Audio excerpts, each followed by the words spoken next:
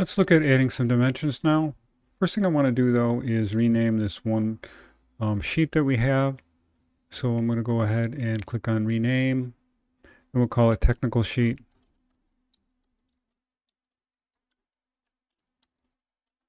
And we'll call this technical sheet and we'll name it number 1, or we'll call it sheet 1.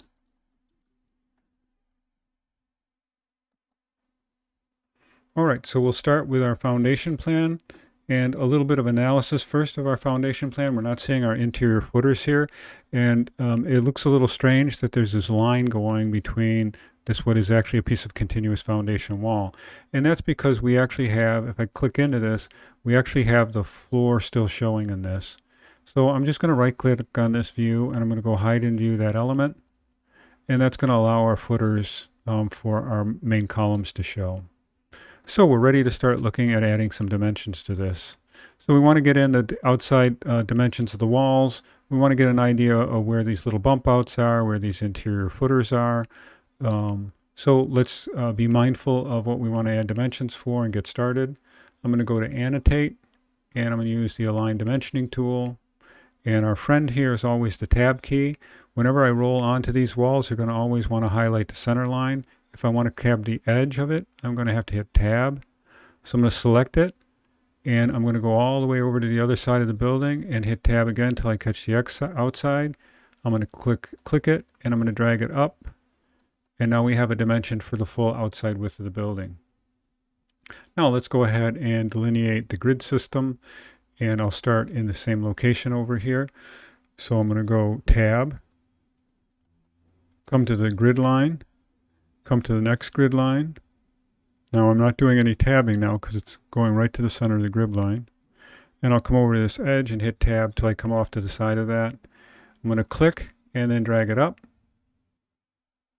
and click it off. So the last one is 22, right? That's because of that offset of the wall that goes around the building. Now I could actually pull this one dimension back. Let's see if I can actually do that. There we go. We don't really want to, that looks a little bit disturbing that we went past that actual grid line. So there we go with that. We have now dimensions of that grid. We might want to do a little bit of an idea of dimensioning the bump out. And if we dimension one of them, that usually means to anyone reading a drawing that these are all typical. So I'm going to grab the width of that and pull it down. I'm going to come and grab how deep it is and pull it out. I'll probably also dimension a typical of the foundation wall, so I'll just pick 2 lines here. And, oops, this is always a little tricky. There we go. There's a way to move these. Let's see if I can do that. There we go. Just by selecting it. I'm not exactly sure I like that, but this is just to get you started with dimensionings. Hopefully in construction tech we'll have a little more of an in-depth look at things. All right, so let's look at the vertical wall now. We still have the vertical wall, the back and forth or depth of the lot, so to speak. Let's add the same kind of dimensions we did on the other one. So I'm going to get an overall, click, tab, click, pull it off. And then we'll do the same thing with the grid. So it's clear that we've got that 20-foot grid in both directions. We'll get a length of the major foundation wall, tab, tab, and pull off. And I may want to do that a little differently. I may want to pull this one, just temporarily getting that one out of the way, and I'll pull this one up, just so that it might read a little clearer on the drawing. We probably don't need the section marker here at this point, so I can actually, let's go ahead and hide in view that, because I think that's more than we need on there. So I'm going to pull these off a little bit, give us more breathing room, so to speak, for our dimensions. And let's go ahead and complete a few other things that might be critical to figuring things out for the person who will lay out the foundation. So once again, the annotate tool to get back to our dimensioning tool. Tab to the face of this, maybe tab to here and tab to there. And we'll do that in the other direction.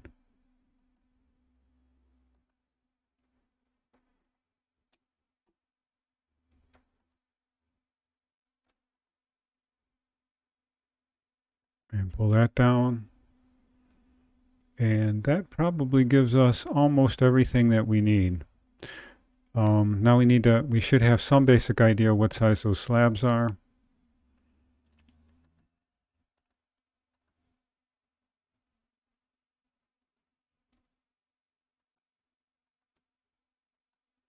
There we go. All right, so that looks pretty good for the foundation plan. I'm going to deactivate the view.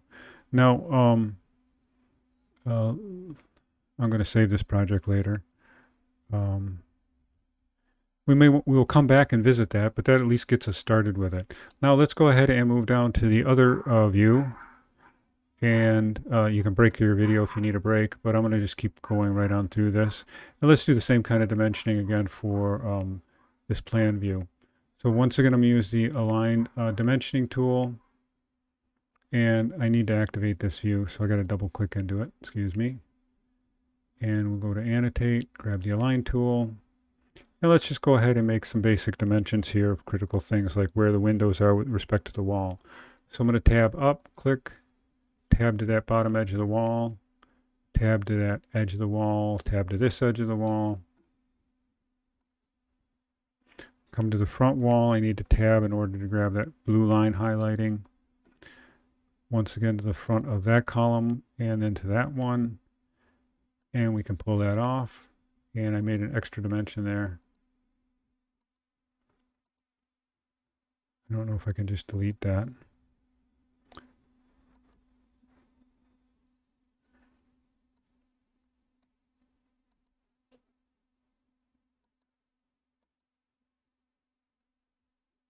I can't do that, so I have to go back and redimension it. I'll go ahead and redimension it on my own time. I'll hit pause and come back. Okay, I redimensioned that and corrected it. So let's go now across the front face.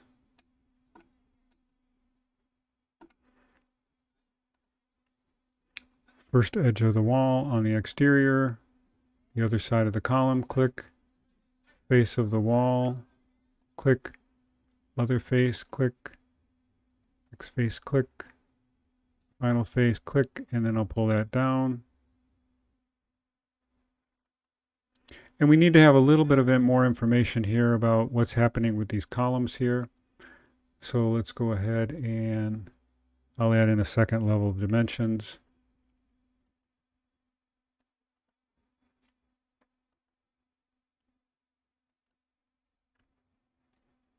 Try to anyway and mess that one up. Do that one more time.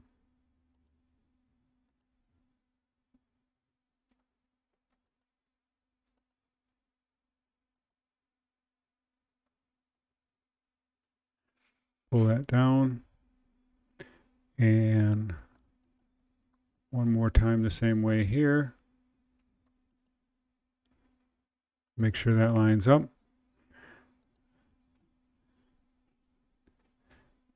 I'd probably prefer not to have these grid lines coming all the way through, so I might just move these up for now. And let's go ahead now and finish off on this side.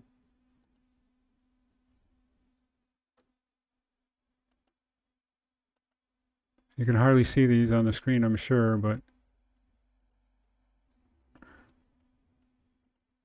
and then the bottom one will need a tab and pull that off. And I think we're pretty well set there with dimensions on that view too. So obviously we can come back and think about a lot of other places we'd like to dimension. I'm seeing these interior spaces here. We could actually just take a minute and do that too, I guess. So let me go.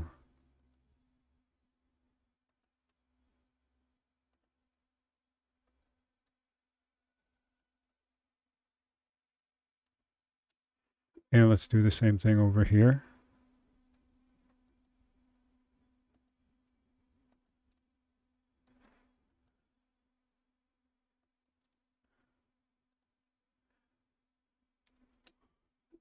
Okay, so I think I'm going to go ahead and deactivate this view now. And I think that's pretty good amount of work for our first jab at a technical drawing sheet. Next, we'll look at making the other drawing sheet, the second technical drawing sheet that will have sections and detail sections on that.